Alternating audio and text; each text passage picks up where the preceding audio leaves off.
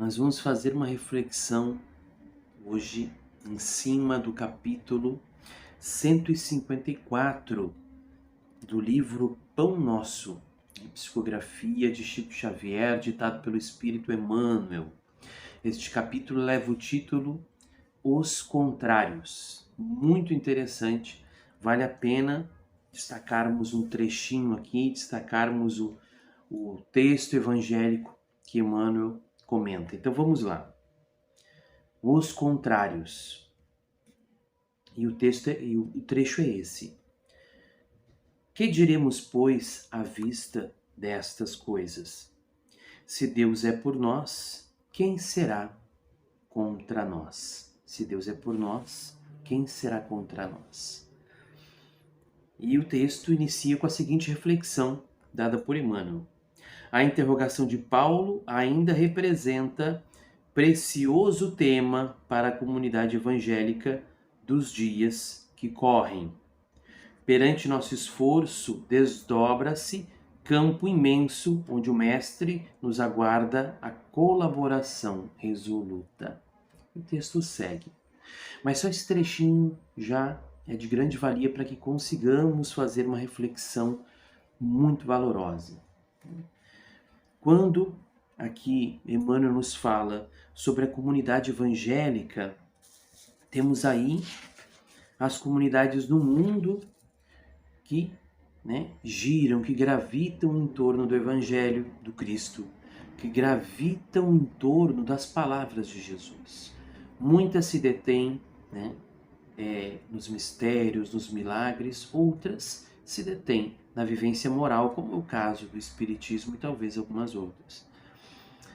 Mas, quando falamos em comunidade evangélica, estamos falando deste público, destas pessoas que se detêm nos ensinamentos do Cristo de alguma forma. Emmanuel aqui nos fala da comunidade evangélica. Paulo nos fala simplesmente os termos Deus e nós. Deus e nós. Então vamos primeiro analisar um pouquinho de Paulo.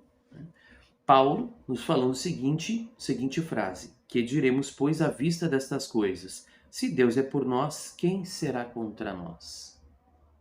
No texto, Paulo usa os seguintes sujeitos, as seguintes pessoas, as seguintes entidades, Deus e nós, nos trazendo de uma forma muito clara que Deus está falando a todos nós, o que aqueles ensinamentos são para todos nós, o que essas vivências, o que essa reflexão são para todos nós.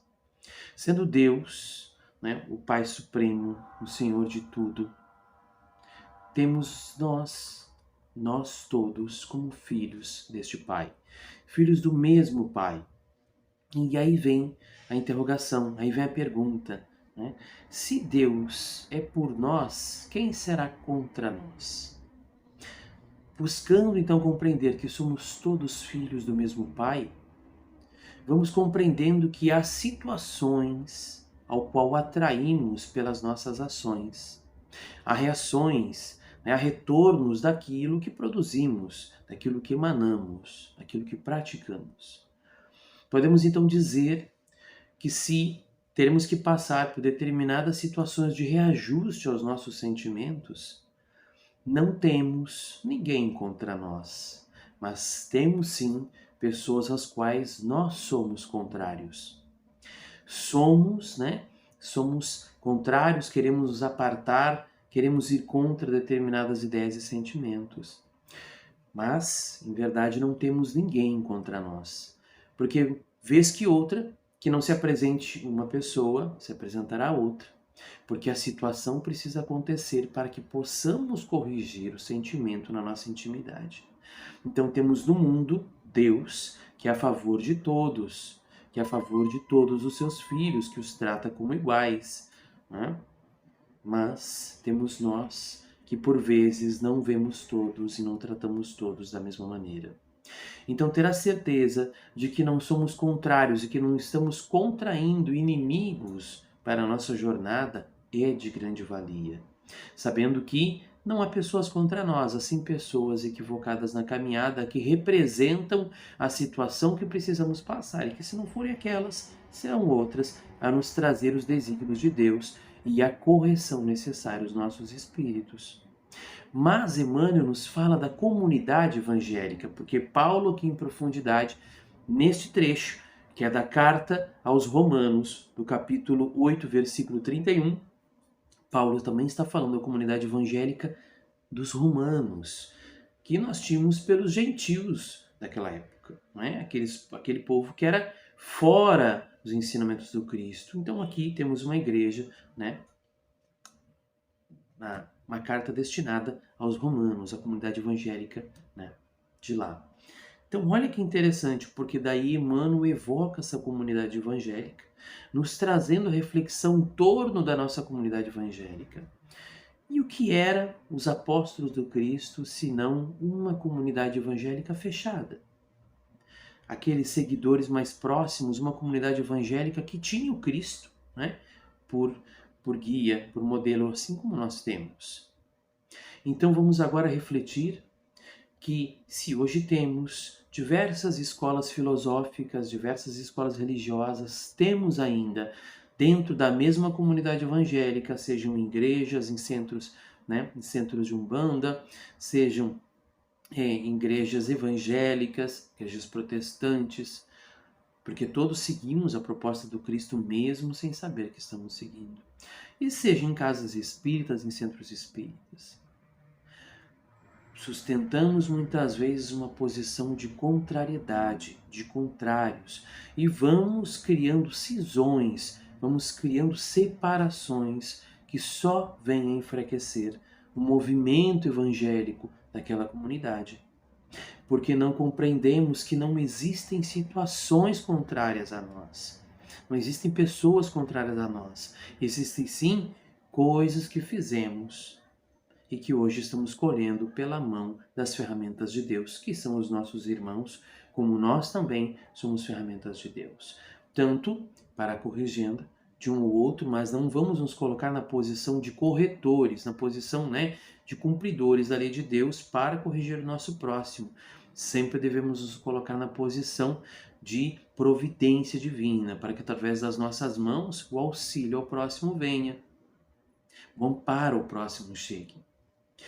Mas estamos em determinado momento, né, no momento atual, estamos verificando separações, cisões, contrariedades dentro de uma mesma comunidade evangélica, como se estivéssemos falando de um evangelho diferente, como se estivéssemos buscando um ideal diferente. A doutrina espírita nos prega a fraternidade, o amor, a compreensão e o desprendimento daquilo que cremos que somos nós, para que possamos atingir o coração do nosso próximo e conquistá-lo como irmão. Mas estamos, muitas vezes, verificando que plantamos situações contrárias, as situações retornam a nós pelas mãos dos nossos irmãos que estão a serviço de Deus sem saber. Então, quando acreditarmos que os nossos irmãos estão nos trazendo contrariedades, estamos trazendo dificuldades a serem vencidas, porque estão querendo o nosso mal, não. São pessoas equivocadas. São pessoas equivocadas. Não nos esqueçamos das palavras contidas no Novo Testamento. Né? O escândalo há de vir, né? O escândalo é necessário, mas ai de quem, né, por qual ele venha. Ai de quem seja a sua via. E por que todos hoje estamos aceitando sermos via de escândalo? Sermos via de adulteração das leis de Deus, sermos via de adulteração da fraternidade. Por que todos estamos crendo nisso? Porque estamos esquecendo os ensinamentos evangélicos. Estamos esquecendo a proposta de Paulo de que ninguém é contra nós, porque Deus é a favor de todos, nós que criamos cisões desnecessárias. Estamos esquecendo a recomendação de Emmanuel neste capítulo 154 do livro Pão Nosso, de que a comunidade evangélica precisa manter-se unida através do esforço de cada um na construção dessa comunidade, na edificação dessa comunidade. Para arrematar, não vamos esquecer a frase de Lísias, né? O amigo, o auxiliar de André Luiz em nosso lar, quando ele desencarnado chega ao nosso lar. E ele está a admirar a vibração de harmonia, de paz. Ele pergunta a Lísias, né? Que harmonia que se respira aqui. E Lísias diz, isto é o compromisso de todos os habitantes de nosso lar em manter a harmonia e a paz, que emanava da intimidade de cada um, que se comprometia em manter a harmonia. E o que estamos fazendo no exercício do compromisso de cada um, como cristão, como evangélico, como membro de uma comunidade evangélica, de uma comunidade do Cristo, do Evangelho do Cristo? O que estamos fazendo cada um de nós? Qual é a parte, o quinhão de sacrifício que estamos dando para manter a harmonia da nossa comunidade evangélica? Pensemos nisso. Todos somos chamados a colaborar no progresso do mundo em que estamos. E o progresso, sabemos, somente dado através do amor. Uma boa tarde, uma boa noite, um bom dia a todos vocês. Não esqueçamos, se Deus é por nós, quem será contra nós?